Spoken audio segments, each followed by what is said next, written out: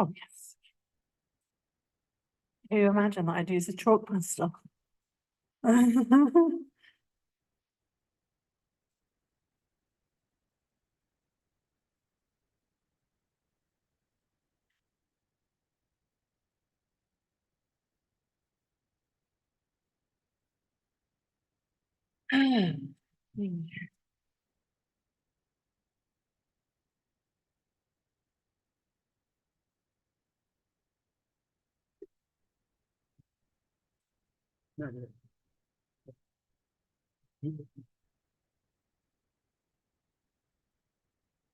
Did that through customs today.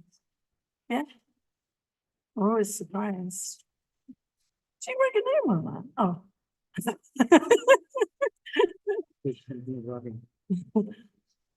Got that from. I might have another one you can. Oh, this is nice. Yeah. Oh, so you're gonna stand here. Ah! Oh, where do we look? Which way do we look? Which way do I look, this way? Or does it matter? Yeah. Okay. We're gonna perform. Do a duet.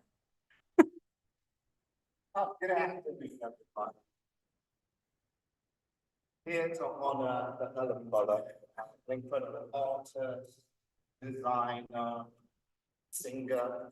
A dancer. He's also one of our industry advisory members. So over the past year, she's been really instrumental in connecting with us. Since last year's graduation show, through this one, it's a pretty good little part of actually. But we're really taking advantage of the meeting time. You know, we've got a big fashion show in a couple of days. We have a big portfolio review tomorrow, but also we've got just a moment or two to delve into the wonderful kind of fun. That sounds terrifying. If anyone knows, literally you kind of understand that this is probably our dream. That is true. I'm going to read this after a friendship 25 years. 19.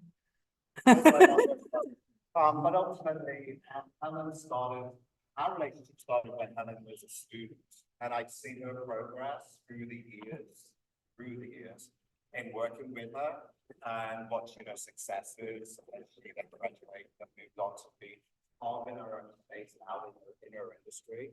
And I'll say carving out of space, I think Helen has certainly had in what she does in her professional career. So I think we're going to delve into that a little bit today to understand your trajectory, your path you've taken, and again, which you've made your own. Because you are not just doing one thing, you have so many different successes. Yeah, so done so many amazing things over the years. But kind of like from being a student that I kind of liked a little bit to someone who I became proud of because she has done such wonderful things over the years. Let's give it a nice thought. Well. Oh.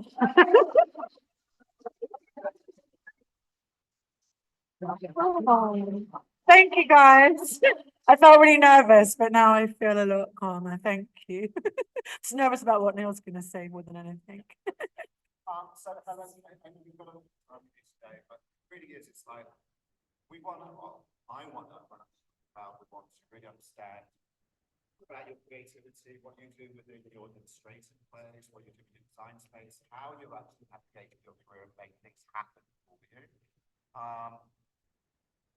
As much as Helen is really loud and the amazing thing is she has done wonderful things. And we'll delve into that. But also it's a little bit fun. It's ultimately at the end of the day what we do in the creative space, whether it's design, styling, illustrating, whatever we're doing within this umbrella of fashion.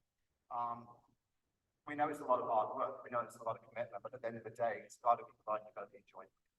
So I can't think of anyone else. It's like as much as Helen does, and particularly for her practice.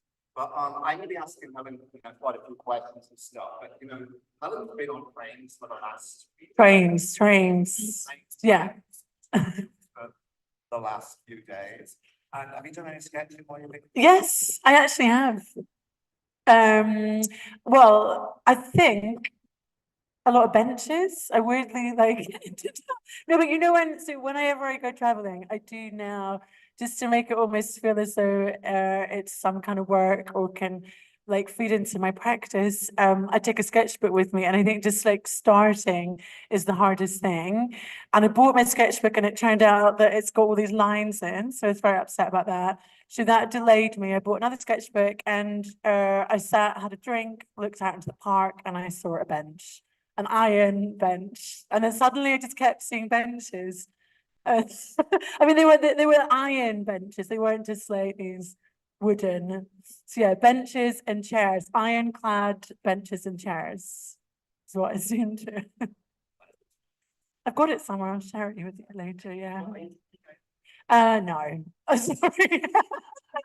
I'm going to be honest. I wish I was that person that could say, yeah, you should draw every day. Of course, you should do a lot of things every day. I don't take my vitamins every day. I don't exercise every day, but I draw as much as I can. It's not daily though. Sorry. But I do it for pleasure still, but I think now it's become more work. It's something that I don't find myself doing every single day. Do you? No. Yeah. Exactly. I think about it. I look every day. Yeah.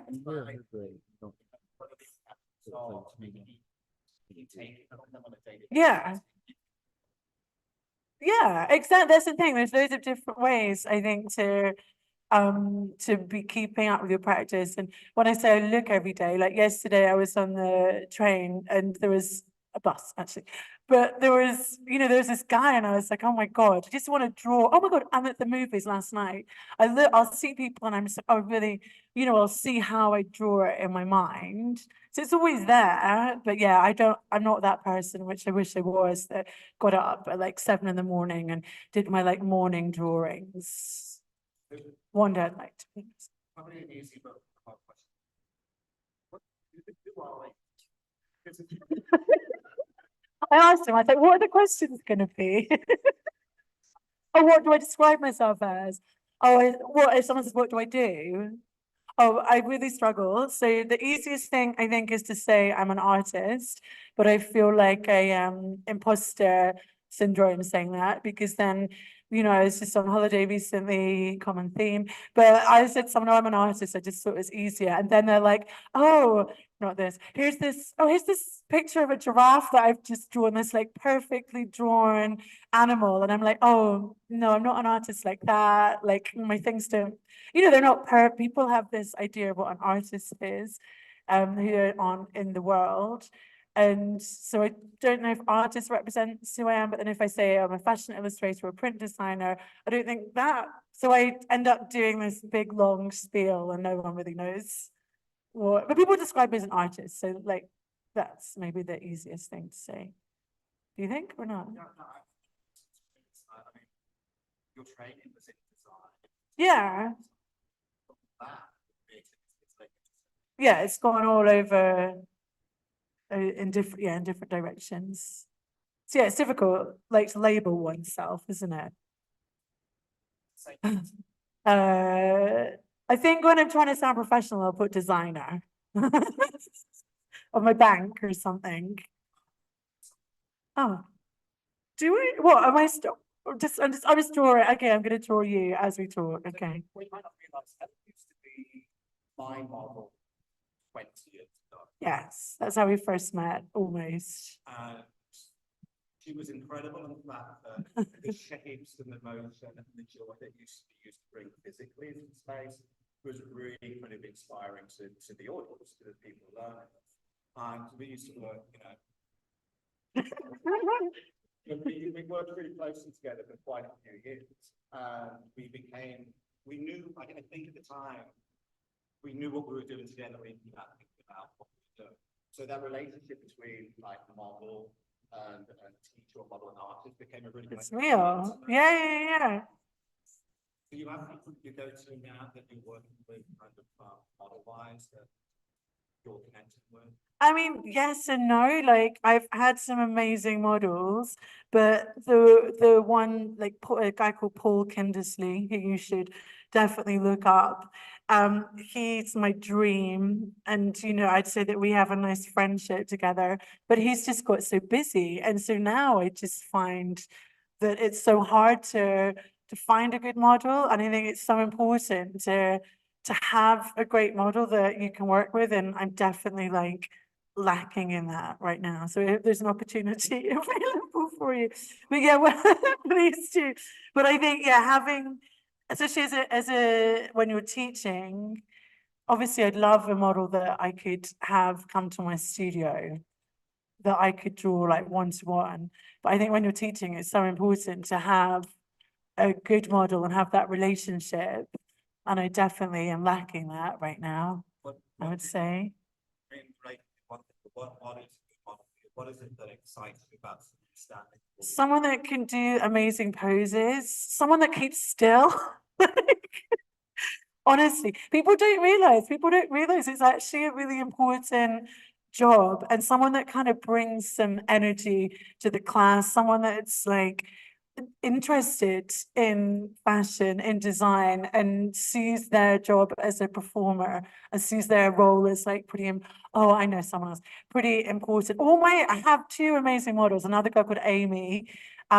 She's like a Vogue dancer. She's really they're all double jointed, and we just have that connection. She knows exactly what to do, basically. Like she listens to what the exercise is, and she'll just find that pose, and you're like, yeah, stop. I don't even have to say anything. She just does. Both her and Paul, like they're my dreams, but they've become too successful, and they've done other things. So yeah, I'm lacking in great muses and models, but those two dreams, absolutely. Just going back to when you used to model for me, because Oh yeah, that was your physicality was was changed. very specific. But I've seen you draw, and I've seen you drawing over the years, and what you do on the page is Yeah. you're not just sat there drawing. Yes. You're performing on Yes, definitely. And you know who I learned that from? Neil Chilks. No, but oh, was that a question? Or you just a statement? No, but what I will say about that, just really quickly, um, I learned so much from being a model, from modeling at your drawing classes. Like you start, and we're gonna do a little exercise later, and you learn from being in the pose, you learn like a lot about the body, the feeling. You have like a certain respect for the pose and for elements of the, like I always would have my arm out, wouldn't I, for like ages. And so now my arms are always longer than they should be. I would never foreshorten an arm, because if you, and try this tonight on your own, guys, if you have your arm out for 1 minute, just 1 minute, it grows, like you feel, do you know what I mean? Like you feel the extension of it. And so I will never just do it tiny, like it deserves so much more. And so I think I've definitely got that from modeling, from you, 100%. Like, yeah, the physical element is really important within the drawings. But again, the way you sat, the way your hand drifts around the page, it feels like it's not just like the character mark, you're kind of really forcing it. Yeah. Oh, forcing, but that sounds like it's not true. No, it's not, it's a owning. Yeah. Because it should never be like forced or contrived. It's the only way I know, I suppose. It's like, it's just a natural thing, isn't it? But I guess I've learned, but there's nothing worse, and I'll talk about this in my drawing, than somebody like feeling physically uptight in their drawing. And I think that maybe that's just my character, or it's whoever taught me, because you're very much like that. I mean, you're the king of performing.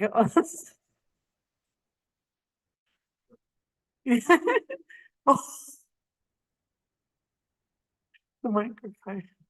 When you Yeah. what's happening, so how are you connected to really what's going on and what's It depends. It really depends. Because like right now, I literally don't care what it looks like. I'm just really enjoying being able to draw someone, but being able to draw someone, because at the moment, like when I'm drawing people, it's like stealthily, if I'm drawing a person from a sketchbook, it's like stealthily looking. Whereas now I'm just really like enjoying, like looking at you, like finding areas to draw, and I'm just enjoying the movement. But obviously, if it's like a commission, it's a really different experience. I do definitely have more of there's no intention here. This is me just dancing, playing, whatever. But if it's a commission, yeah, I have something that I want to get out of it. But in the end, the process just takes over, and whatever comes, I think. Well, you just talk about commissions. It's very different to, well, I'll help you out.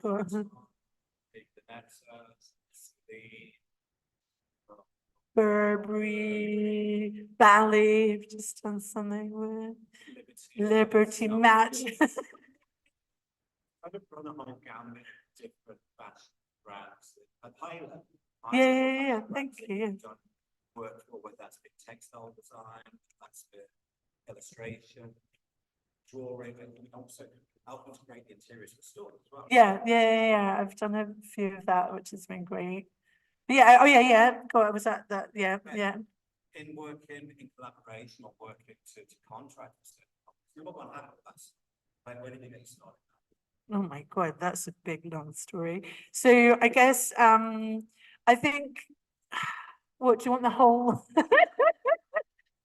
Oh wow. Okay. So do you know what? So I do think this is important because so first of all, I'm like old, not as old as you, but I'm older. I got no because I no. He's gonna. Do they know? 50 this year. No, but the point is, so a lot of my peers are, I'm going to be 46 this year. A lot of my peers, they're like 8, 9 years younger than me, maybe. I started at age 25. I did an academic degree beforehand, had no idea what I was going to do, moved to New York, thought I wanted to be an actress. And then suddenly I was going, I want to be an artist. And it just, that was like 25. And I think everybody's always in a big rush, and I get it. It's really different now. Like I had free education at that time. I know it's very different here, but the point is that my path was very convoluted. I did a foundation course, didn't get onto the PA. That's when I met Neil. Took an industry year, like year out, did my degree, took another year out in between. There's just been it's been a long process is the point. And I graduated when I was about 30 something. All my other friends like married, children, jobs, money. And, I think for like 3-4 years, if not more, like I was earning, I was teaching. Thankfully, I started teaching at St. Martin's like as soon as, even when I was still studying. But the point was, there was never this like, oh yeah, I've made it kind of moment. Like, and I think that's really important to know. I think it's such a long journey, and still on the journey. Things, I'm always touching wood. I'm like, things are going well, like touch wood, and still constantly. But I mean, I had so many things. I thought this is gonna be a big break. So I think the first big thing, I did my master's. You graduate, you're like, oh, no, but I'm going to be pressed. Like, no one wants to borrow my clothes. All of this just torture. It's horrible. It's literally horrible. But you can't just sit there and wait. And I think that's what a lot of people do. I think especially back in the day then, Instagram was so much more instrumental. I think you'd think back then, oh my God, like Instagram's gonna someone's gonna pick me up on Instagram, all of this. No, like for some people, yes, and that's happened to some of my friends. But for me, I've constantly, and I think this is why, if you could call me successful, this is why, because I go out there and I get the jobs. Like I never wait. People do come to me now, again, touch wood. But before, even when I graduated, and this is how I feel so old school, I'd print out bad quality pictures and send them to Paris.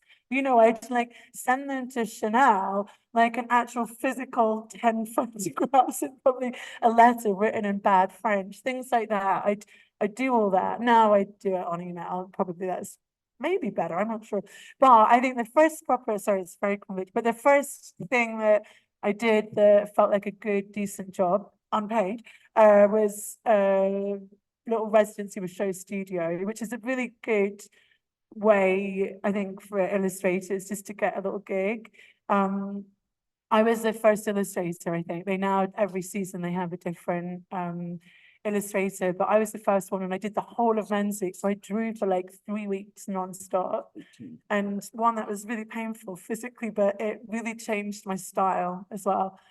But you know, I'm going to dance show studio. Like maybe none of you even heard of that, but it felt like a big deal. And you're like, yes, that's gonna be me sorted, but it never was. And then you know, then I'd write to magazines, and I was like, oh, can you commission me to do Fashion Week? And they do it, but I never thought to ask for money. You know, like no one was paying me for any of this. Like, and then I did a big shop when like there's a store called Liberty in London, which for me is like, I was like, oh my God. It was a massive big deal for me. Nothing, just all of these like nothings basically. And it's just been this slow, steady thing. Yeah, exactly. That's the thing, exactly. And obviously like money is just so important. And no one talks to you about that at university. I don't know if you do here. I don't, no, we didn't at all. And I think that's really important to ask for money. Ask for, is there a budget? Like, 'cause at the start, you're just so grateful. I was always so grateful. And yeah, ask if there's a budget. I can't remember the story now, but yeah, it's a long winding path. And even now, and I say even now because you know you've just given me this nice list of clients that I've had. You know, there's dry periods, and I I do updates. So every time, you know, every 6 months, I'll like send an update. Hi guys, oh, it's been so long, just to let you know this is what I've just been up to, and people are like, oh, great. And it triggers their mind. So I feel like I'm really proactive basically. Top secret. No. I most recent was just something for Bali. It's not out yet. I think that's fine. So basically I had this I had again it was a bit of luck maybe, but I did a series over lockdown of alphabets, and nothing to do with fashion. It was literally lockdown. I do quite like weirdly drawing objects like accessories, but just beers for bottle. Like there's something that I like about the mundanity of it. And that that project I feel was quite successful. It was like very much driven by me. And then Bottega liked that. And then that was a big campaign I did with them. And then Bali is similar to that. So it's this format of like accessory and text. And so this is kind of like a format that I feel like I've developed. Yeah. That was my first. I was like, wow. Again, though, no one knows it was me. Unless you look on my Instagram, my name's not on there. You're like, oh my God, I've got a worldwide campaign. But so I've been working on and off with Burberry since last April. So it's been a year. That's right. Knock on wood, you guys say. Yeah, that's been really, it's actually been really lovely project. And a disclaimer, just because it's like my friends work there. My friends worked at Bottega, and then they moved to Burberry and they asked me to carry on working. So obviously they're not going to work with me if I wasn't good enough, but it's very helpful, and that's why hopefully you guys have forged some friendships, because a lot of jobs that I get there because I know someone, like that is, yeah, or just friendship, because you know I don't see them as my network, they're my friends. But the Burberry thing's been really, it's been really great, and again, it's one of those, I've there's some scarves that are out, I think, at the moment, and there are a series of animals. And this just makes me laugh. So I did, they gave me 3 stories. And my friend, she was looking through everything. She got a pile of stuff that she loved, and we were going to go this direction. And then literally the last thing that I'd done that I nearly couldn't be bothered to do, is Sunday evening, I was like, oh my God, we said some swans as well, like, let's do a quick swan. And it was all about this, everything that I'd spent hours on, pushed to one side, there was a pile this high, pushed to one side, we love the swan. Like, and then that's kind of triggered a whole like series of things, like of different animals. It's been this whole animal journey. Yeah. But it's not much to say about it really, I suppose, but it's it's not like, but it's and I can't say what I have got. There is something exciting coming up with it. But I won't actually say that, but it is exciting. No, you don't. Well, okay. But anyway, animal, that's the thing, that's what's nice. I literally get to draw, one I'm drawing a bottle, an animal, a bag, a caricature. That's I think you actually like that. Yeah, that's Yeah. fashion textile. Yeah. With fashion designers and make part of that. Your illustrative side. Yeah. Yeah. Yeah, totally. No, actually, that's a good point. Yeah, because I'm not trained as a fashion illustrator at all. I just knew that when I graduated, it was good to have, like you say, more than one string in one's bow. And so yeah, I think I just there wasn't a lot of it. Like this is over 10 years ago, 12 years. The illustration is really big now, but there wasn't a lot of illustration going on. But obviously, I had an amazing tutor, which is Neil, and I really enjoyed drawing. And I was like, I'm gonna push that as well. So maybe it was like quite a clear. So okay, so we talked about that about the textiles and In terms of what? In terms of stuff. Textiles. Same kind of scenario with the illustrations, building the Yeah. Oh yeah. I see them as the same thing, really. Like, so there'll be people that I want to print with. Like, I have clients in mind. Like, I've got people in mind that I want to work with for textiles or for illustration. And what I do though, because I have these two different, I have a handful of different portfolios. So I have a print portfolio, product portfolio, everything portfolio, fashion illustration portfolio. And I used to send everything to every person, and now I like filter. Yeah, I'm more selective. Is that what you mean though? Like, is that how do I find the same? I mean, it's all from the same hand, but Yeah, totally. Yeah. Yeah. Well, unfortunately though, in terms of textiles, I don't feel it's like connected with textiles anymore, because everything is very much an illustration that now turns into a textile. I don't get commissions as much for like patterns and like gestures and mark making. I don't get that as much anymore. And I really, I saw the print room upstairs and I was like, oh, I miss the physical printing, I miss like fabric, but it's just like how things have gone. And I do want to get back into the print room. No one asks me for fabric. It's always on paper. Yeah. Questions. Yeah. You've been over time and really been, trying to find space and really cold calling to begin with. Yeah. Recently you've had representation. Yeah. You've been doing an awful lot of work prior to getting an agent. Do you see any difference in what comes your way? No. Not really. I've only joined the agency I think last September maybe, and there hasn't really been any work coming from it. But I just wanted to I think they represent some like amazing illustrators, and I just felt like I wanted to be part of that group. I wanted to be associated with these artists, basically. So for me, that was the goal. Like, it's great if some work comes, but they say like the agent, she's absolutely lovely, but she said it's something that can take, you know, a year or so to for people to warm to you, even because I think because people are lazy, and I think people go for the same thing all the time, which is, again, touch wood, this Burberry thing almost. Like, I think they like what I'm doing, so touch wood, they stick with me a little bit.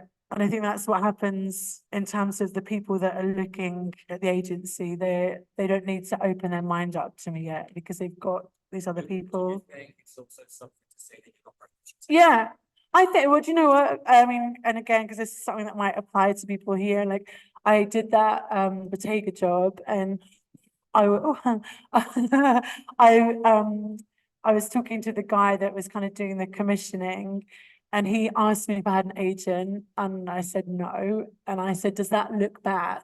Like, what do you think about this? Is just anybody that's, you know, because I used to look for an agent all the time. I used to think it was really important.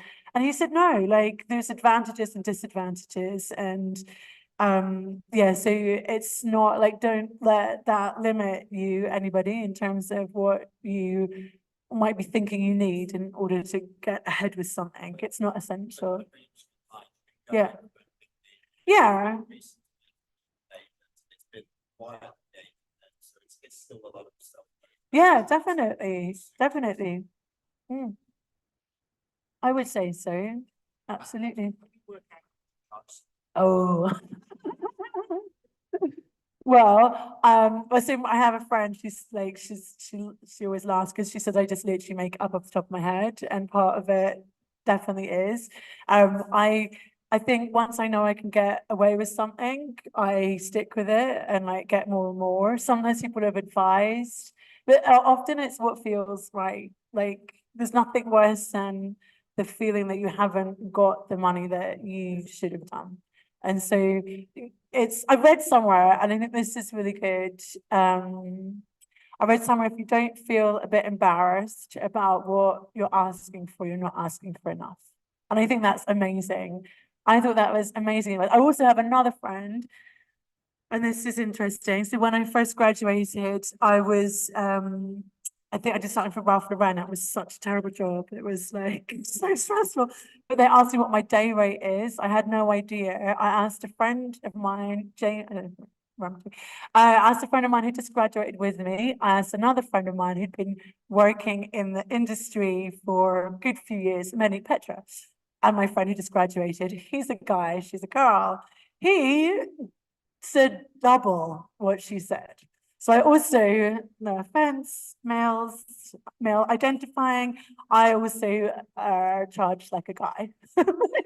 Like, ask around. I think it's really important to, I won't necessarily disclose my fees right live on here, but like it is important to talk to each other about what you're charging. Like, I don't think that people are going to undercut you, you know, because I think people like, you know, if you say you charge $2,000, I'm not going to be like, oh, right, okay, I'm going to charge like $1,200 to undercut him, because how does that help anyone?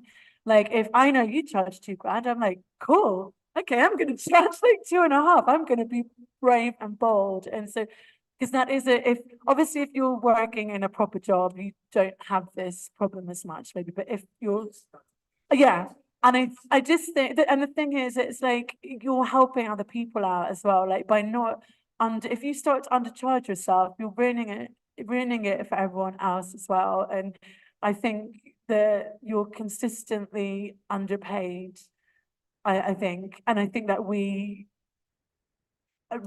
maybe we as women, we as artists, I'm not sure, I think we definitely unsell ourselves. And now I'm like quite like bold. Because I'm tired. I'm like, in my mind, I'm like making up for all those years that people didn't even consider paying me.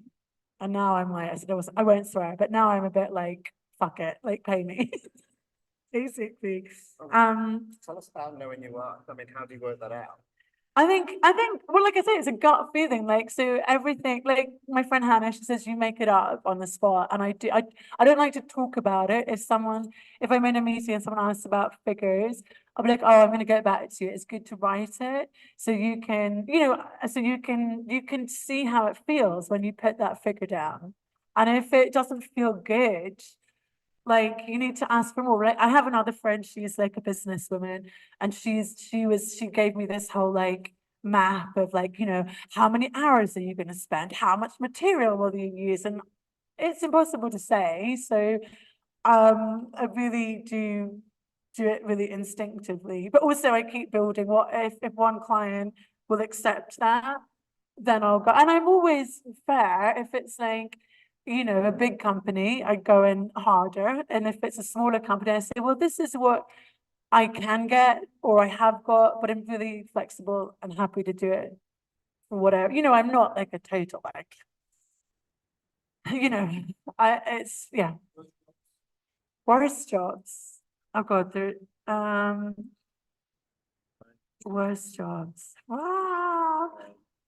But you know what? I have been really lucky. I've had like mostly nice jobs. Like, I think years ago, and I've not, this is not my CV. This isn't on, I've never shared it on my portfolio, but I did a job for HSBC. Uh, and that was horrible from start to finish. Like, they sent me an email by mistake to the wrong person, and I saw that they were paying like double the amount to the other person. Yeah. And I brought that up and they just made me, you feel terrible. It's so weird. It's good that you talk about the money because for me, it's a really emotional thing. And she made me feel like I was such a terrible person for bringing it. Anyway, the whole job was absolutely awful. It was advertising rather than like fashion. And that is just feels a very different world. And their demands, and they're like at waiting until like 3 in the morning for feedback. It's like, we need it for tomorrow. And then I'm like, hello, hello. I'm like, I'm like, it's 3 in the morning. They're like, yeah, we need it by 7 o'clock in the morning. It's just like, that was horrible. There's definitely been a few that I've been like, oh God. But touch touch wood constantly. I've had some really nice jobs and like usually it's nice people. Okay, all right, okay, guys. So talk about myself for hours. Yeah. Okay, guys. So I hope it's not gonna be too boring. Where are you going? Okay. So, all right, guys. I know that you have your show tomorrow. No, Thursday. And I know that some of you are going to be drawing there. Ileana is somewhere. Where is she? We're going to both draw as well, right? Um, and so I'm going to have that in mind when I do some of these exercises. And just because Neil's talked about my modeling, I thought we'd get Neil to model because also he hasn't, I mean, look at him already. He hasn't probably told you much about his modeling past, but he also used to be an amazing model. And I believe he's still got it in him. So basically, and you guys are gonna join in a little bit for this one as well. So as I said before, I teach as well. Like I haven't taught for a while actually, so I could be a bit rusty. But in my classes, I think I always like to do a little bit of a warm up. And I was trying to think, do I do this for myself? And I think that my warm up now is like tidying. Like I come in and I put some music on and I put my timer on and I tidy for 10 minutes. And that just like that weirdly gets me into the process. You can see I'm a very neat person. But what we're gonna do now, and I'll tell you when you guys have to join in, but we're gonna just do like a bit of physical warm up and connection. Music. We're not going to have music now, but music's super important. Again, very much everything I've learned really has been for me, like 100%. Like, I'm so jealous. You teach these guys? Yeah, some of them. Like, you're very lucky to have. Oh, she's so humble. No, but he really has like touched a lot of which sounds wrong, but no, but you've massively inspired like my direction and your whole class.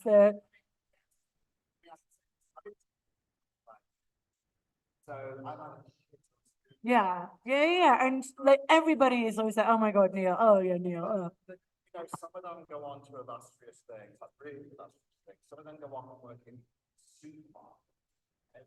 But at least at the time that we're sharing. Yeah. Yeah. No, but you like, yeah, yeah.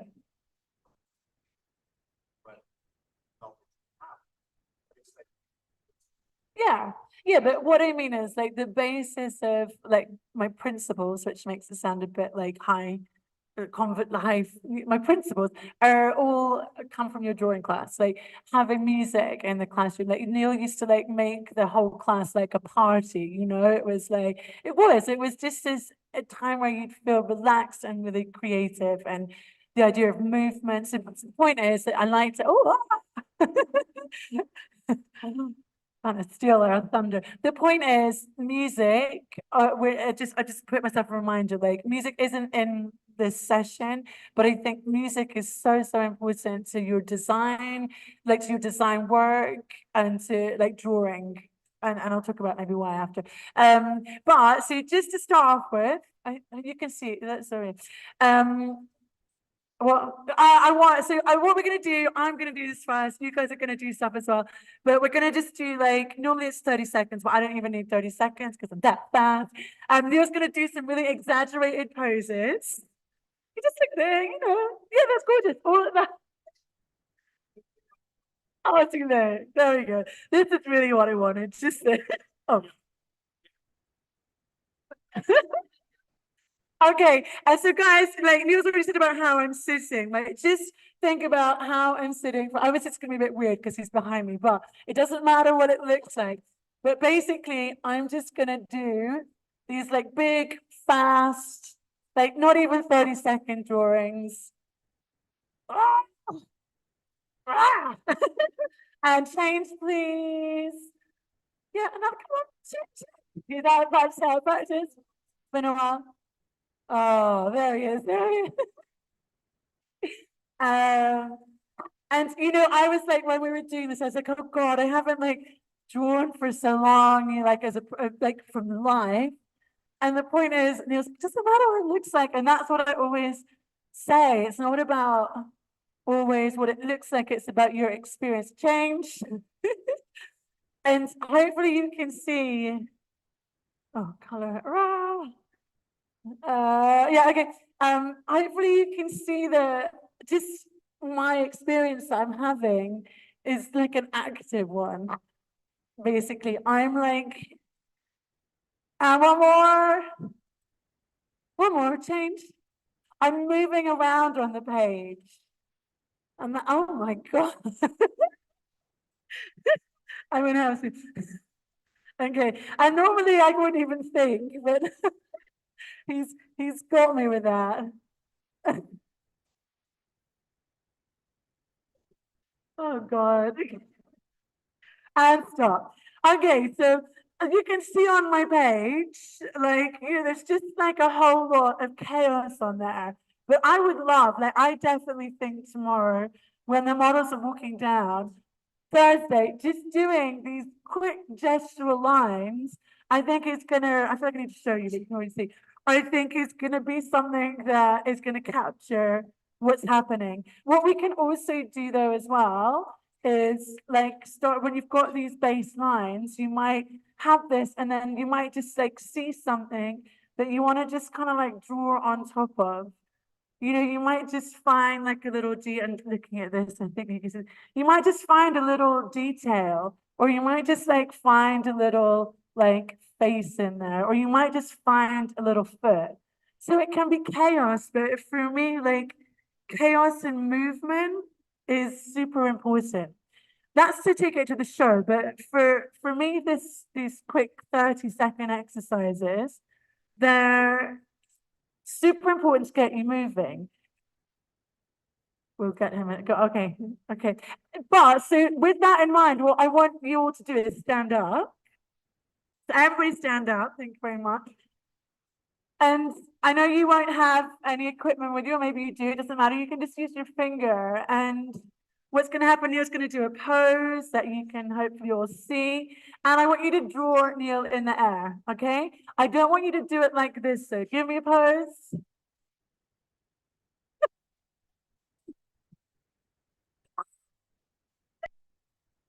So what I don't want you to do is this, okay? Yeah, there we go. Okay, just using your wrist. Don't do that.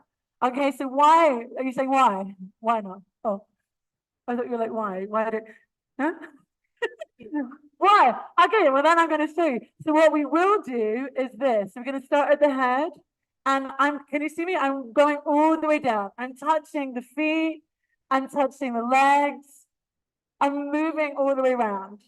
So that's why. So if we're doing a drawing like this, just using our wrist, it's just this tiny little restricted thing. Whereas if we're doing a drawing where we're like using our whole body, then we're going to get something, one that has some life to it, but it also has like a connection to the human form a little bit more. And for some of you, you might be like, nah, that's not for me, that's fine. But for me, this is definitely something that's so, so important. So let's just try it. So this is our first pose. So just with your finger or a piece of equipment, whatever you fancy, start at the head. And remember, we're not just doing like a dance or like instructing an orchestra. We're kind of really making sure that we feel and that we touch. And so we're like right on the outside. I'm noticing like creases in the trousers, but I'm having like a journey around the body. Okay. Spiritual experience. Let's do one more. Can I have one with a long arm, please? So, oh, see, I love it. So I want you to really enjoy this arm, okay? And really exaggerate. So we're doing that. I'm reaching out. I'm like getting that curve of the t-shirt, the bend of the knee. Like I'm really experiencing this pose. Get this arm. I'm like literally, literally, you can move your whole body to do that arm. Okay? And you know, imagine I'm just gonna do that on the page. Just quickly with the arm. I could draw this arm like that. There's the arm, or I could draw this arm like that and really like go with the whole thing. Okay? So just start to think about that. And this is beautiful. And that's the thing. And I look at but I look at a lot of you when you're drawing, and I can tell how good your drawings are going to be. And I can tell yours is going to be great because you're like giving your whole self and you're dancing and you're moving. And for me, as taught by Professor Neil Jilks, movement is like key. Let's just do one more pose. Okay, guys. Okay, guys, I want all of you to get into that pose. We don't need to draw it now. This time we're going to get into whatever he's doing. Let's do it. Okay, so look at the way the fingers are. Look at the way the arms are. One leg, is everyone in the way? One leg is forward, one leg's a little bit back. There's a hip tilted as well. I'm really just like, oh my God, it feels painful. You can relax, but imagine that on the page. Like once you start to understand like the space that the body's taking up, I think that your drawing becomes so different. And that's what I mean that when I was modeling, I I learned like a lot about the body, about the not in a physiological like, oh, here's the the proportion or whatever. I just learned how it feels, like how these poses feel. And I understand some people just do these tiny, tiny drawings on a big, big page. And I know if you stand like this and you feel this, you can't do a tiny, tiny drawing because you understand like the space and the element of it. Anyway, that's me done. No, that's how I always start my drawing classes because I think it wakes everybody up. It like brings you together as a class, but it also like activates you. You know, you're all standing up. Like it's really easy. I'm not that interesting. It's easy to like kind of like lose yourself in the room and just like having that as the starting point to a class. For me, it like sets everything. It puts me in a better mood. I'm always so grumpy when I'm teaching at the start because I'm like, oh, once I do it, I enjoy it. but it just connects me with the model. So it's the simplest thing, but for me it's so important. I would suggest like tomorrow, before, if you are coming to do the drawing, just like move around a bit. Just think how you're standing. Like if like, and I think you probably used to go on about this, but some people will like stand next to an easel like so close and say, ah!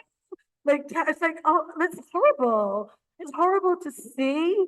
Whereas if you're stood like this, like ready for action, you're already putting yourself like, if there's a model, when I'm drawing and there's like a tilt to the hip or something, I'll like stand. Yeah, I will put some of the pose into my body, into my like action. So I think that's really important. And tomorrow, Thursday at the show, like be ready for action. Don't just be like, oh, and you can do, because that's a whole different thing as well. If it's like if the collection is really like, oh, I can't be bothered, la, la, la, then maybe you are just going to draw like that. Maybe you're going to take that emotion. Yeah. Yeah. Mm. Mm.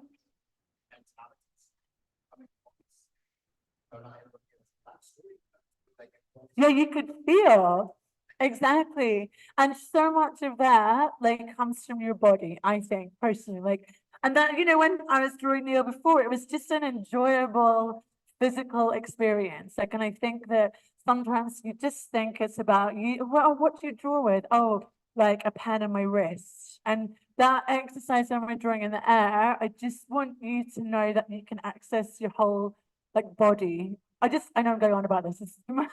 I just, one, I love the drawings that you get. I like that. I like what you get from the exercise, but also I just think the physical element of it is so important. I'm going to do something a bit less physical because something else, or will I change? We'll come back to emotion. We'll come back to the emotional element later because I think that is really important. And again, the exercise that I have is like a really physical way to find that. This what I'm going to talk about next, and this is something I don't know if I ever was taught. So I don't think that I was ever, because you stay standing, you do whatever you want. I don't know if anyone ever told me how important it was to look. Yeah, I had to learn. But don't you remember? Do you think you don't remember? Oh, yes, yes, exactly, exactly. And I don't think I realized that. I'm sure you said that to me a lot of times, but no one said my drawings look like pigeon shit. Because and he's so right, because what I was on the page, I was like, oh, I'm so creative. And then, I'd just be doing all these like marks and like having a great time, but I never like looked at the model, which sounds so stupid, but like I see my students do it all the time. They don't look. It's crazy. They don't, right? That's the biggest thing. Like, oh, another like. Mm, mm, I remember being in my undergraduate. mm. And all I Really expressive and creative. Yeah.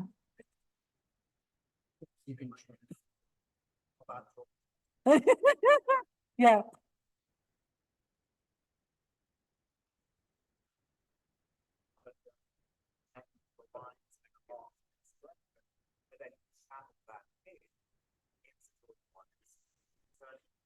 Yeah. Yeah. Yeah. That's the thing. As soon as, and it's the most simplest thing, isn't it? Like, because everyone can draw. So I teach summer school at St. Martin's like over the summer, obviously, and I have students that are like lawyers, engineers, like people that have never, they're terrified, and literally this is the first exercise we do that in their thing, and then we do a continual line. Boring, but it is, I don't think it's boring. For me, that's like, I love a continual, I love line movement, mark making, but line is like what I always go to, basically. As soon as I do this exercise, everybody does an actual drawing where they're looking at something, and suddenly, within an hour of the class, everybody's doing something decent. I'm going to do this quite fast, but I'm not, I was going to say I'm going to do a terrible drawing, but don't talk about yourself like that. That goes for everyone. But the idea, so even though I'm like slowing down, I am still like making sure that I'm moving, making sure, lean back a little bit, making sure I have the space for that movement. But when you're doing this continual line, you can't make stuff up. Like, so you can see what I'm looking at. Yeah.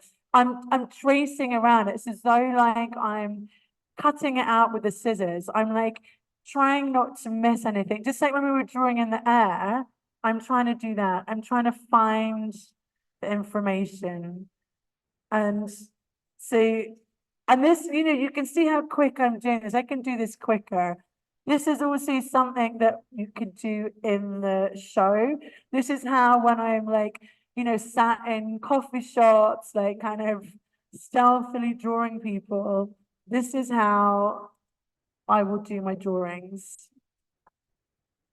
Oh, the best work I've done. Okay. Let's just do it. Okay, so basically, continual line for me is me like getting to know the image. Okay, I would take a lot longer than this. This one I do really take my time with. I talk to myself. Like, talk to yourself when you're drawing. So whether you're drawing your final collections, which you must be so familiar with, or whether you're drawing at the show, like, tell yourself what it is you're drawing. Like, I get so excited when I'm trying to do a commission, it really does have to look quite my style, but has to look like what's in front of me. And suddenly you're like, oh, I've just found this key fact, or this key point that I'd been getting wrong. Like these little like factors that you suddenly it just feels magical, like a little bit when you're doing the continual line and something connects and you realize what you've been missing. Anyway, sorry, I hate this, but I'm allowed to say that. You should never say that, but I'm like doing a masterclass. I should have a piece of drawing that I'm excited about. But anyway, I don't like this, but the point is this exercise also, this continual line, say if you're doing your toile, say if you've got a toile in front of you, you have the silhouette, but then you can photocopy it, print it out a trillion times, and then you can draw in different versions of it. So it's a really good design technique. It's really, really important for you to connect with your subjects. And also it's going to be good for the show. But continual line is when your pen is on the page. I don't know if I said that. You're not taking the pen off and you're only going one way. And you're touching and you're feeling and you're connecting. Anyway, what you can then do, we can just start to just take in like some of the text stuff. I'm really just going wild with this. And you can kind of exaggerate. I'm doing it so I'm kind of at the show where I wouldn't really have a lot of time, and I'm just like picking out random things that I'm seeing and being like, okay, yeah, that's important. I'd say this is taking me like 20 seconds, a minute, maybe a minute. And so you have the continual line, and then you can draw your shapes onto it, basically. So I think that is a useful one for tomorrow. I might just put some hair on there as well. So one of my key principles, first key principle is continual line. Not a new thing, I'm sure, but for me, everything starts like that. You can also do, I'm going to take this one as well, where you're doing like versions of the line. So I'm going to bring a few different pieces of equipment. Well, I think I'm going to start with this. Again, I'm kind of working with, I think this is quite fast. I can definitely work a little bit definitely work faster, but I feel like I could be doing this as the model is walking towards me. And rather than just doing the outline that I just did on the last one, I'm just kind of finding various elements that I'm finding interesting. And it could just be that, like tomorrow, Thursday, I feel like that's something I could definitely generally do as someone's walking down. And so I think you mentioned this earlier, Neil, like you can't draw everything. And this goes for even if you're drawing and you have a long time, there's no need to put everything down there. I followed a path down that outfit that I feel is unique and important and vital to me understanding the look. So yeah, you've got to start editing things out as you go. Okay, you could also obviously be adding, I'm just kind of like making out colors on here. You could also start to just add extra touches of detail, like color blocking in there. Again, not essential. I kind of almost prefer it with just with the line. Also, with these drawings that you're going to be doing on Thursday, you can always work into them. So you could be getting the like base gestures, and then as you maybe from photographs, then you start to add different elements to it. But always the principle is the same. It's looking and it's moving. I'm just whizzing through these. I'd rather you would, if anyone wants to draw as well along, like please do draw as well. I feel that might be more interesting for you. Another idea as well, like kind of marks, gestures, color blocks. I think color blocking is really important. And so I've kind of taken this image here. And again, you know what, I haven't drawn a catwalk for so long, and I literally just do, I'm usually like on a lot smaller piece of paper. I definitely do something like that and then draw on top of it. But often I literally just do the continual line, like more like this here, where I'm just getting the shapes and I'm just having to like subconsciously grab what's important to you. So it's almost like you're kind of, there's no time to think, there's no time to plan. So if I did see this, what's important are those like lovely color blocks, those lovely shapes. And again, maybe I'm being a little slower than I would be. No time to choose this thing, you won't have time to choose colors. It's all frantic and it is quite fun. But this time, rather than starting with that line that I say is like the most important thing to me, I'm going to start with the color blocks. Wow. And I'm just going to scribble those in. And maybe, you know, maybe there's 7 looks and maybe you only do 1 look per collection, or you do something like that where you're layering them all up on top of each other and just adding like certain details. So yeah, I'm just getting all the blocks here.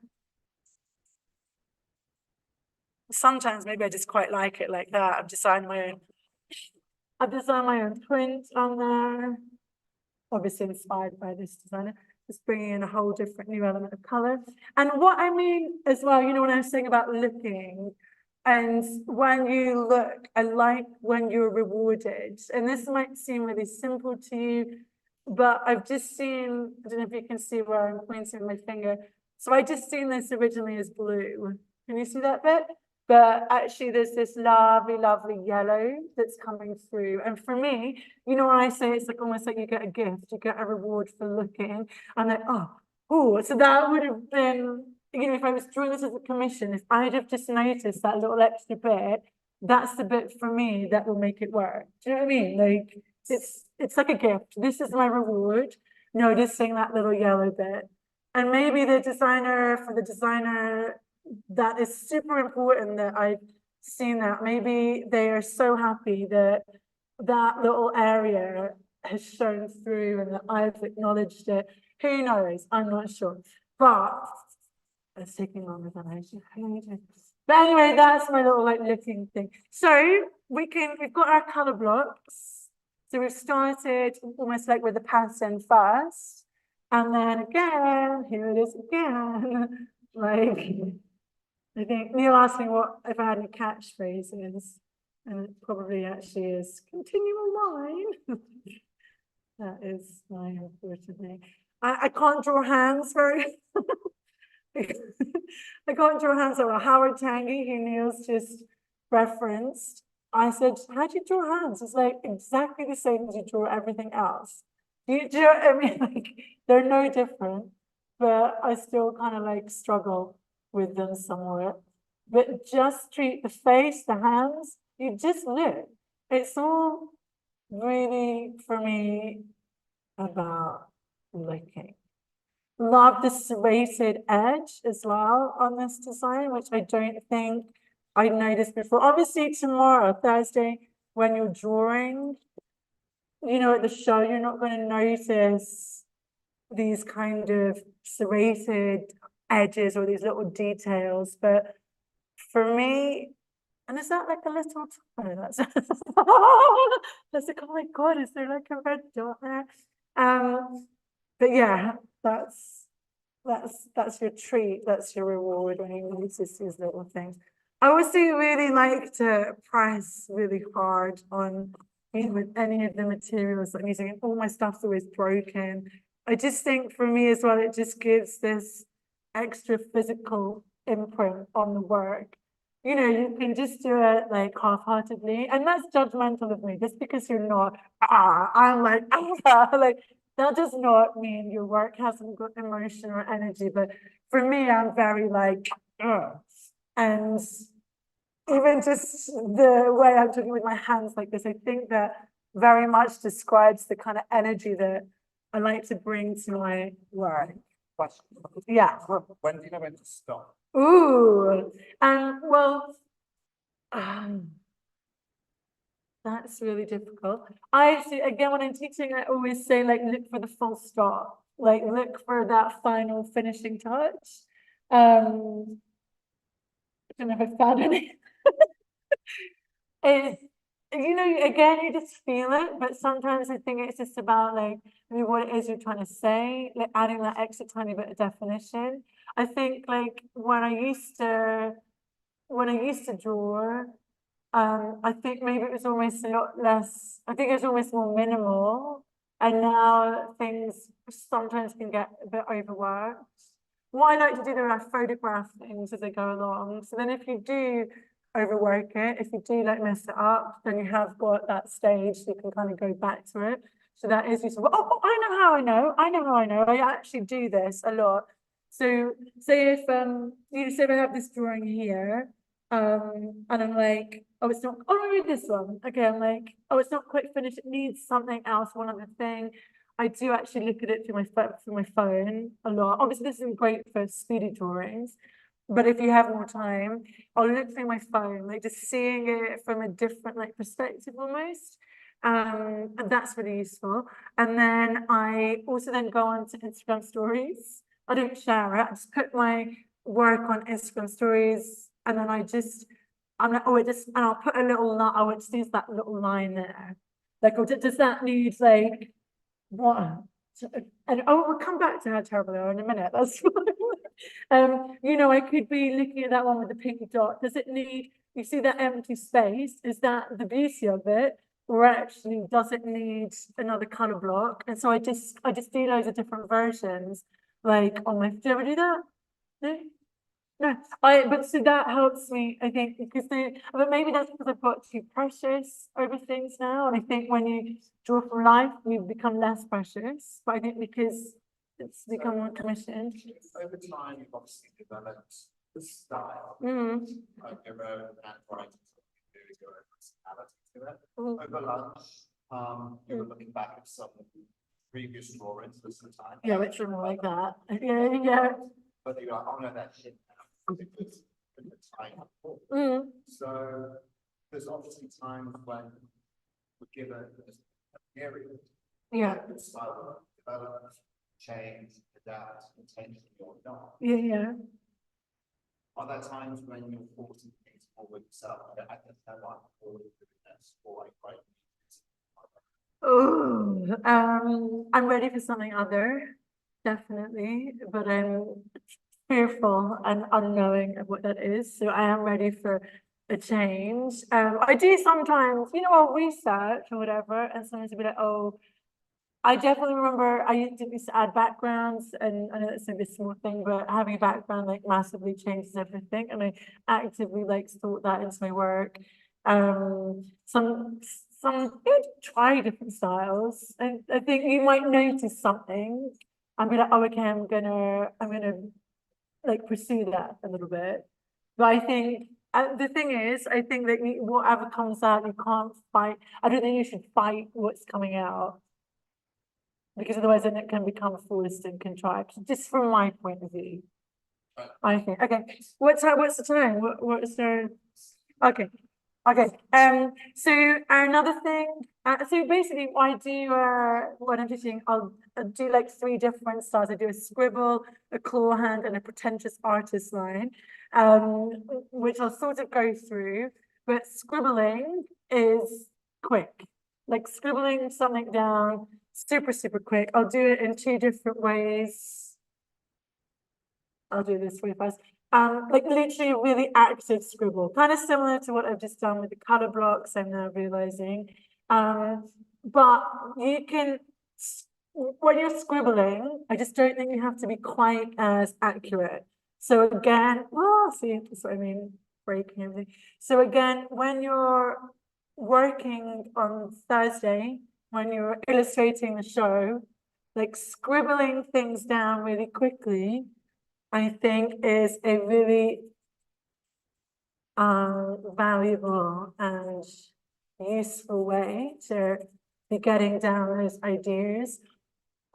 Again, it's something that if I'm drawing, people in cafes, you probably don't know they're being drawn, or, in action. I think a scribble helps with movement.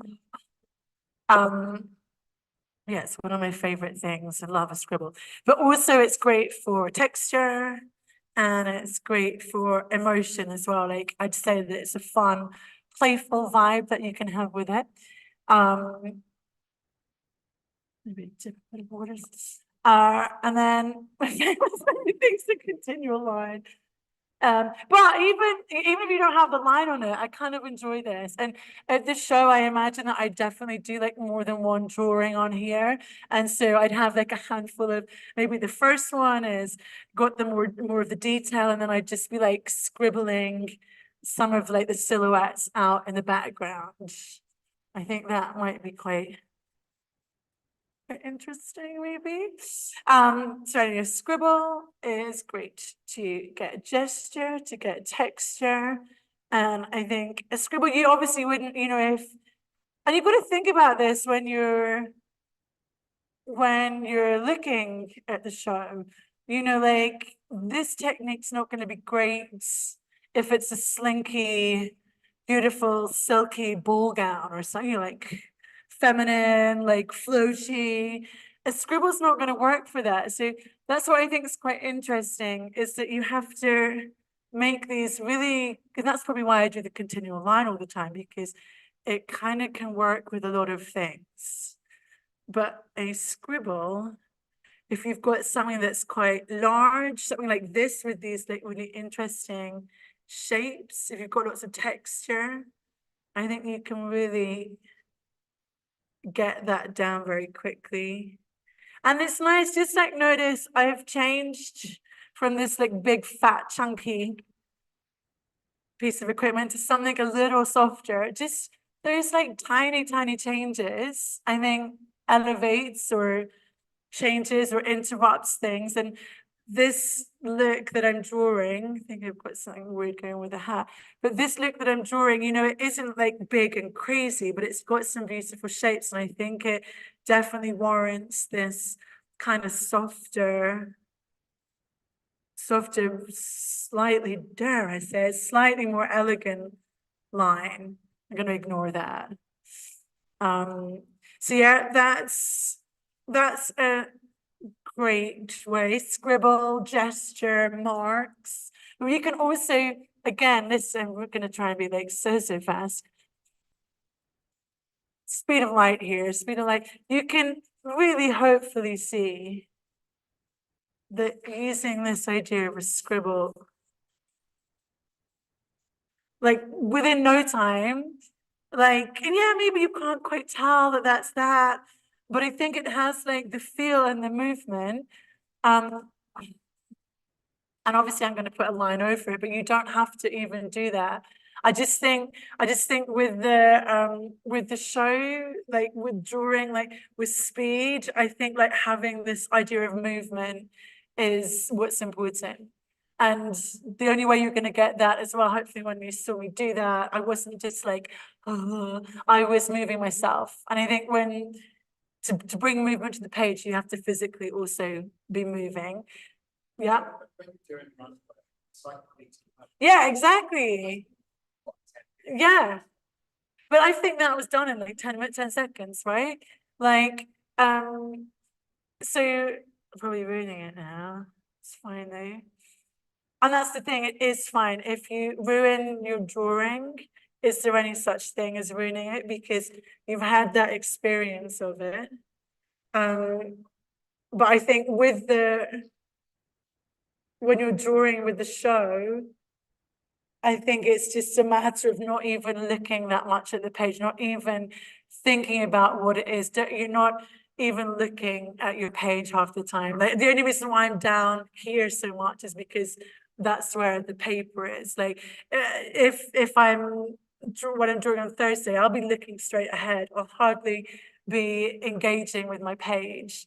So hopefully, if you connect enough, eventually, you will find something vaguely decent. And you can even see, you know, I'm appalled by my first drawings. Not saying these are masterpieces, but you can see how you just naturally warm up into things. And I think one of the really big things, that's why we did that thing in the air, is about like not judging yourself and like giving yourself permission to do rubbish things. And the only reason why I keep going on about it is because, you know, it's in front of everyone, whereas I wouldn't give a shit if I'd have started off badly and maybe seen a bit more progression. It doesn't matter. Like, normally, sometimes I'll do like, sometimes if I show my work or studio visits, I've got this project I did, and I probably had to do like 30 drawings, if not 50, if not more, just to get this one final thing. Like, the whole purpose of it is doing shit stuff as well. And it feels exposing, and you feel like, oh God, you know, it can feel awful, but that is all really part of it. Right? Or probably not for Neil, probably not.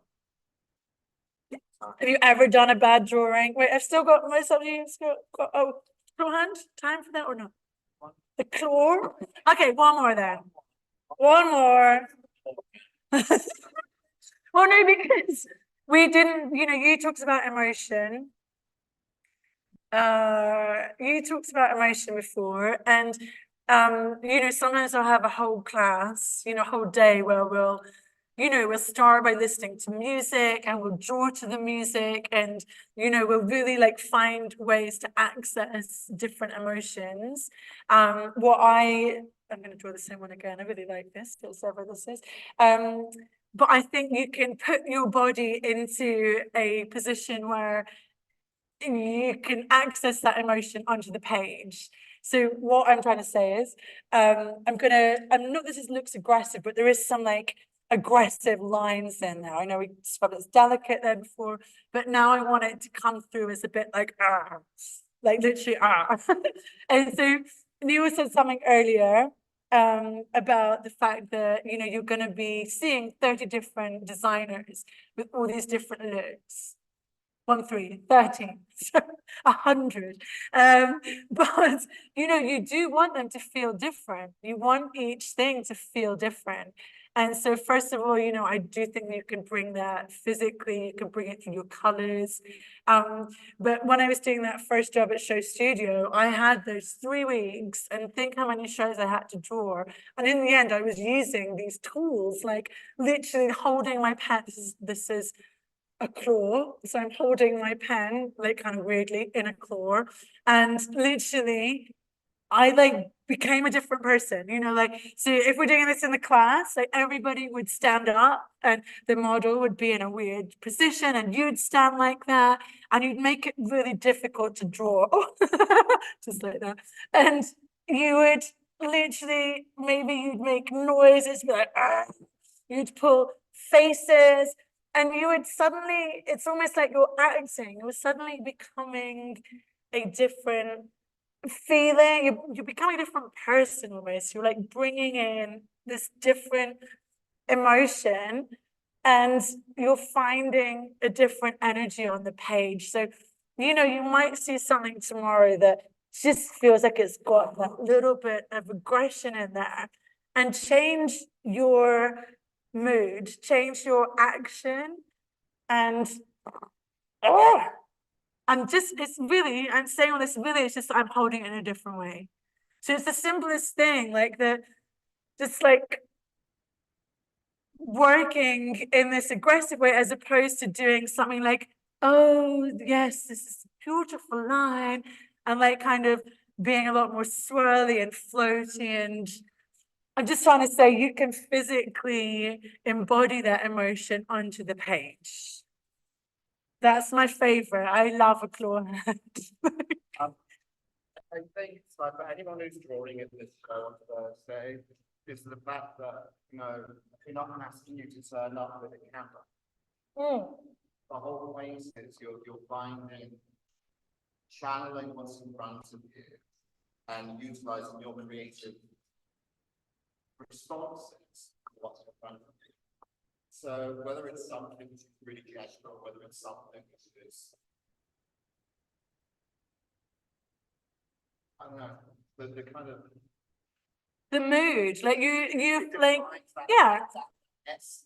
exactly. And so if something's really sloppy, like, you know, there's like loads of like, not layers, but if it's, yeah, if it's this big sloppy knitted thing, like be that thing, like literally you can be drawing like that, like have that emotion and that feeling. And I know that sounds maybe like we're in an acting class or just a bit abstract, but it is, right? Like, When I practice illustrating or upstairs, like textiles, designing clothes, how we cut, how we drape, that. And we can embed different emotions or different attitudes into what we do whilst we're doing it. And if you actually do some of that play acting, exactly. you can see very quickly how the design works. So this is great design, but boring illustrated, but ultimately this is taken through how so aligned that. Totally. Oh, that's nice. Imagine like a that'd be how I would say. Okay.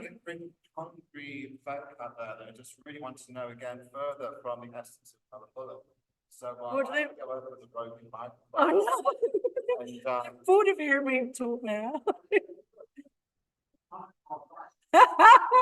Oh no.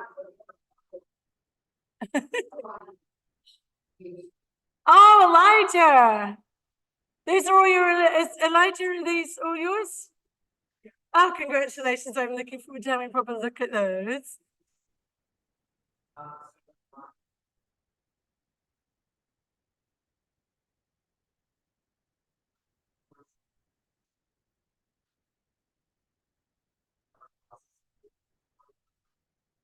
Oh. Oh, okay, I like that. I mean, I will be there. I will be there. I think, like I say, I think it will be like a physical thing. I think it would just be like making sure that maybe I'll have like an espresso or something, making sure that I am awake and in the moment. I feel like I've had a bit of a preview, so I have kind of got ideas and thoughts of how I'll do it.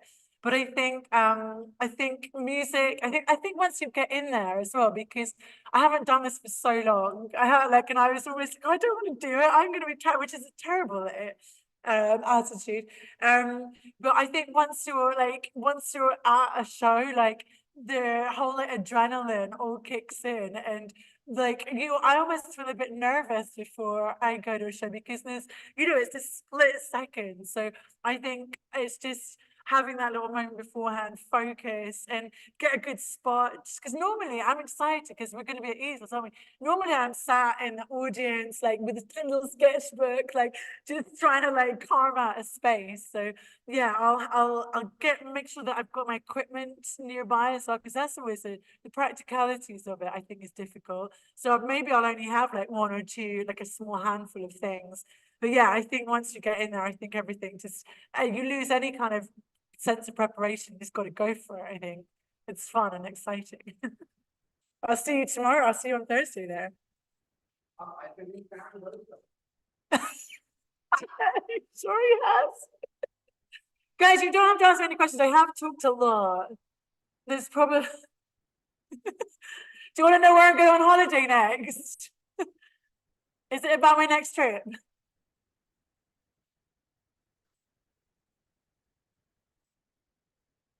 Oh, what do you mean? Oh, like lots of different materials. Oh, oh, okay. Sometimes I will collage, but rarely. And I never put fabric in it. Maybe that is my next step, Gary.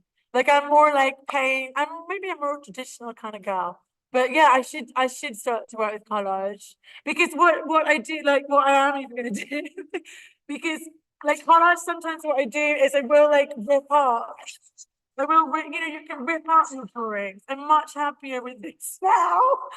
Thank God. Like, so I do that for my own personal stuff, but I never work with commissions with collage, but I definitely will reformat, repurpose my drawings. And I would definitely do that, guys, like rip up. Feel much happier now, that's fine. Yeah. Yeah, I use this. I use like sizes like this, just because of practicalities, I think though. But I definitely think it's limit. I mean, for my sketchbooks, like I don't do anything with them, and that's something that I want to start doing. Like more of like a travel thing. It's not necessarily fashion, but there's definitely something that I want to push through and find within these books, and I then take them to different scales, maybe. But it's usually this kind of size.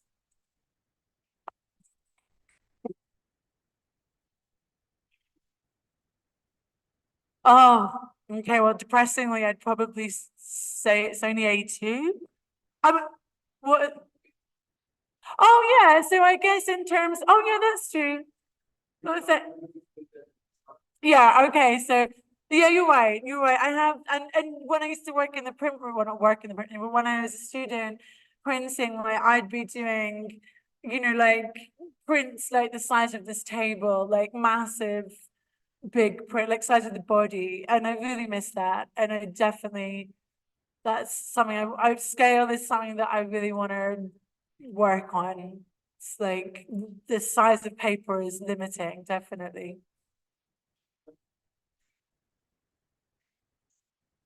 Yeah. Oh, nice. It's like that's Yeah, I think so. Yeah, so I've just not trying to get Instagram followers, but so I just did a window in town, and I'm scared of heights, and it was terrifying. But it was a really big window. It was really tall. Have you seen it? It was anyway. It was in London, and it's a really tall window. And I literally did the design on like an A4 piece of paper, and then just re-changed everything. Like it's like yeah, I started small, took it. That's a really good point, actually, Neil. And then what was good was that I was more pleased with it once it was that bigger scale. Because when you do something small, you're like, oh, this is nice. But then if I were to take this on a large scale, it might not translate and have the like dynamic energy of this, but it worked. So yeah, that's a very good point.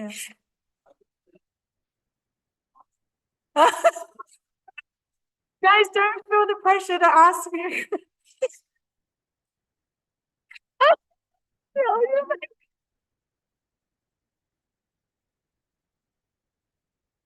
Yes, Yeah, definitely when I'm teaching, again, this is something that Neil has very much instilled. Like teaching wise, if I'm like drawing from life, I would definitely have the music there to sort of distract as well. Like sometimes you get so focused on this. Like I think it's really great having distractions outside of your drawing, so that you're not so focused on the paper. But also, so like, I said we'll do like emotional stuff. So that claw hand. So I'll do like the scribble and I put something on really fast that will make you move. I do a really graceful one, which I sort of started doing here. It's a little bit more like, balletic on the page. I'm creature of habit. That's Florence and the Machine. So, that's like really graceful and you're literally just like dancing on the page. And then the claw hand, I'll put on like Sonic Youth or something grungy that like changes your mindset. And I think that's really important with your collections. I know your collections are all done, but if you're working on your own in the future, like someone the great Louise Wilson, our professor from when I did my master's, she asked me, one's not music, but she asked me, do I want to be Marnie or do I want to be Queens of Noise? Queens of Noise? Do those DJs? And but having that musical ref, so one obviously is Marnie, here we all know, beautiful, sophisticated, but I think it's Queens of Noise. I think from what I remember, they're like in a quite an edgy like DJ set, and that just having that musical reference just opened a whole new door for me. It changed everything overnight. So I think if you haven't already thought about it, or if you're doing your own other collection in the future, think of like what music, like what is the world? Not like sitting down and necessarily getting a mood board or whatever, who's my client, but I think the music, I think it opens the door massively. But weirdly, Ileana, when I'm working on my own, at the moment, I just listen to like weird murder podcasts. Murder podcasts. Like it's just so weird. No, but there's so many bad crime thingies on. Like weirdly, that like even though I do all this, like, it's quite colorful and happy, I've got a crime podcast. It's really weird. It's something that I like finding really weird. But yeah, that's what I do in the studio. Hi.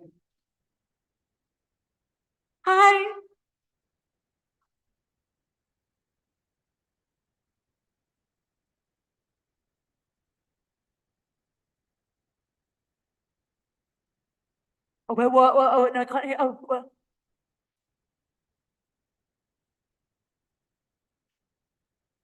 Um, oh, yeah, I mean, in that, when I said about the worst job, the HSBC one, definitely. Like, I was very, what was the word you used? Can we see? What was the word you used? Compromise. I was really compromised massively. But usually, like, now people are asking for a specific style and it still feels like it's me and I'm able to put myself in there. But I've come to learn, I think I learned it very early on, the client's in charge, like, and when it comes down to it, and then maybe I've got a bit lazy with that, like, so yeah, whatever you want, like, yeah, I'll say, I prefer it like the, in the final thing, I think it should be this, but I know that they're always going to win. So I think that I've surrendered to any kind of compromise in a way, which maybe that, but I don't feel unhappy or embarrassed with anything I've done. I don't think. Um, yeah, sometimes um, only usually when I'm too busy. I just turned something down today, which is where I usually always, but if I do turn things down. If it's like shit money, I'm not going to do it anymore. Or I think morally, I would definitely start to turn things down. Um, but yeah, sometimes you get a feeling. You can get a feeling when you know this is not going to be this is not going to be a good like experience, and then I will find a way to say no. Yeah.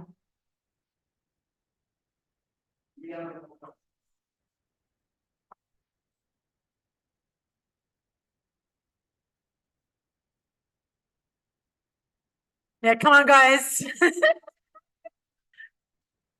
Oh, shut up. But yeah, I would say tear up your drawings is definitely. A lot of people get quite shocked when I tore out the drawing, and think that is a really good thing to do. Oh yeah, it feels great to tear up your work. And you can make greetings cards out of it. Do you know what I do? Like, so I will keep a lot of drawings and I give them to my friend and she makes bags out of them or wrapping paper, you know? So there's always a purpose. But I would say, it's really about the moment. Exactly. Yeah, and I know maybe it's been a bit of a chaotic demonstration, but I hope that what's clear is that I really enjoy doing it. And it's not like sometimes people just look like terrified and they're all hunched up. And I think that that is the main thing to avoid. Like worrying about what's coming out and like enjoying yourself is so important. Oh, yes, I mean, that brings that up. I've got to say that this, that's Yeah, probably, authentic. so it actually, I haven't seen more authentic stuff. Yeah. But this fear of making mark and making dirty and getting penalty is something we need to tear up in itself. Oh, yes. If you're not giving over to really getting in there, you're never really. Yeah.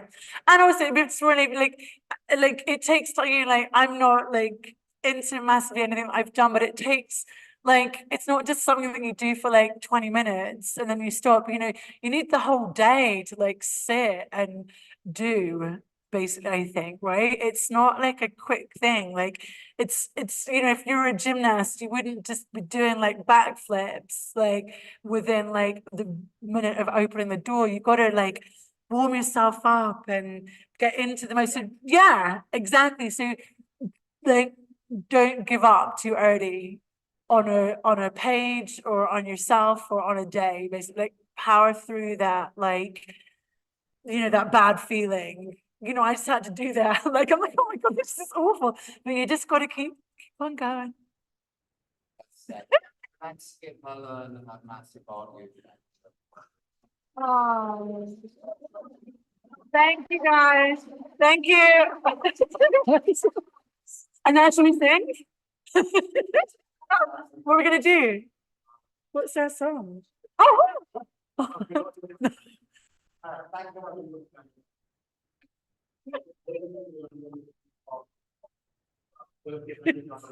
cleaning my hands. Thanks, guys. Thank you so much.